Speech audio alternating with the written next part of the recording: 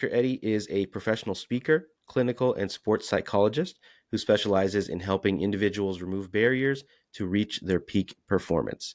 With his expertise, he's worked with youth, high school, collegiate, national, international, junior Olympic, and professional athletes, along with performers and musicians. So today's topic is sports psychology and peak athletic performance. So I wanted to bring Dr. O'Connor on to talk about his experience in working with athletes, how we can take some of these lessons from sports psychology, apply them to our daily lives, and of course, talk about some famous examples of mental health and the way, mental issues and things like that could get in the way of peak performance. So before we jump into all that, I wanted to ask you, what differentiates sports psychology from standard psychology? Thank you. Yeah, that's really a great question.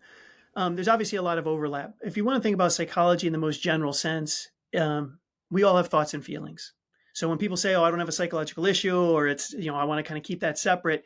Honestly, my belief is that you can't. We are always swimming in our thoughts and feelings. So psychology in the most general sense helps people interact with those thoughts and feelings differently so that you can have your best performance. And psychology traditionally has this pathological view that it's psychology like the study of psychopathology only. And fortunately, in the last couple of decades, or things like positive psychology, et cetera, has grown. And in particular, sports psychology has grown.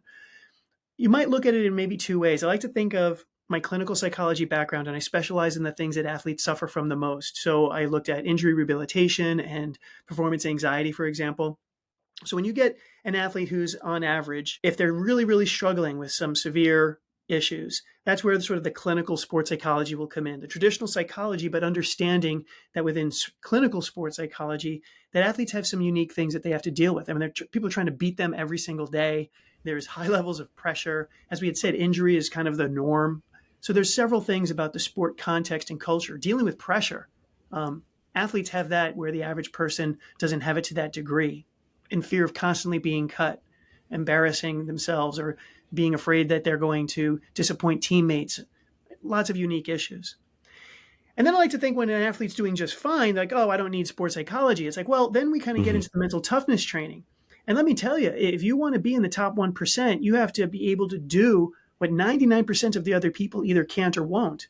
So there's this psychology of excellence, the psychology of performance that's very unique as well. So that's the other half of what I can do, is that even if you're fine, there's a way to interact with those thoughts and feelings and those everyday pressures to really excel. And there's training that can be done with that. Mm-hmm. So that's the difference with sports psychology. It really comes out of psychology, but it's a real specific niche to address the issues that athletes go through the most. Mm-hmm.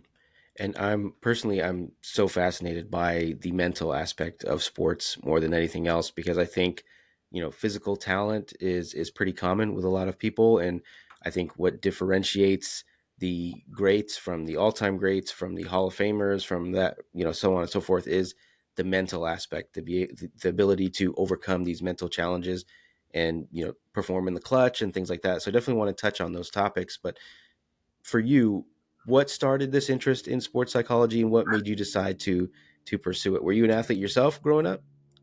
I'll say an athlete with quotes, and I'll tell you the Okay. story.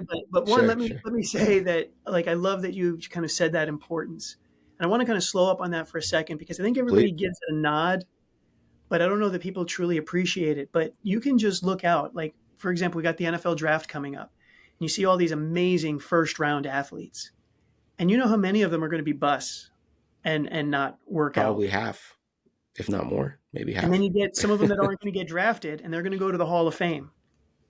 And what's the difference? It's their mental game. Hmm. It's their ability to handle the adversity of the NFL and all the challenges that go on. And you're going to see that at every level. Like, you could go back to when you were in high school and you can think about the person that didn't do as much as he could have to succeed, or that she didn't try as hard, or the other one that, like, you really didn't expect, didn't really have a lot of great talent, but because of their tenaciousness really excelled. As I said earlier, you really can't separate out your thoughts and feelings and your attitude from your physical performance. And we're still trying to break out of that, to recognize how the mental game, it's not just an extra thing. In fact, after the Cubs won the Super Bowl, after the Cubs won the World Series, they had said, like, if you're not addressing the mental game, you're falling behind nowadays. It's become just as essential to train as it is your strength and conditioning, your position coach, your mobility. So we're really at the place finally where not only is it for the mental training, but now also the mental health. I Hmm. want to pause on that too. I love that we're Yeah, talking I about definitely want to mental hear health. more about that. Yeah. Yeah, I love that we're talking more about mental health as opposed to just waiting around until we've got mental illness. Mental health is not the same as mental illness. Mental health means what can I do to be my best with my thinking, my focus, my clarity, my emotions, my joy, my motivation. And there are things that we can actively do to improve this. We don't have to wait for problems.